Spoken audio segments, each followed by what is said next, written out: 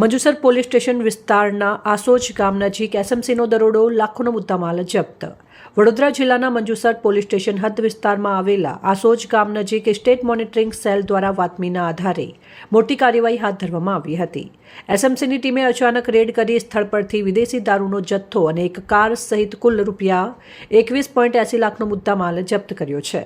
આ કાર્યવાહીમાં પોલીસે 2 આરોપીઓને ઝડપી પાડ્યા છે, જ્યારે સ્થળ પરથી મોટી માત્રામાં ગેરકાયદેસર દારૂ કબજે કરવામાં આવ્યો છે।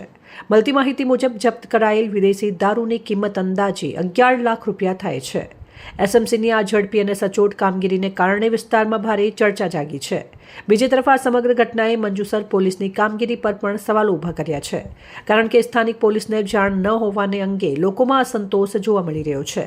આ દરોડા બાદ બુટલેગરોમાં ભારે ફફડાટ ફેલાયો છે અને અનેક શંકાસ્પદ તત્વો ભૂગર્ભમાં ઉતરી ગયા હોવાની ચર્ચા છે। મંજુસર વિસ્તારમાં હાલ કાયદો વ્યવસ્થાની સ્થિતિ અને પોલીસની ભૂમિકા અંગે અનેક પ્રશ્નો ઉઠી રહ્યા છે। Report Pravin Vasava, Pradeep Tantral, news, Vadodara.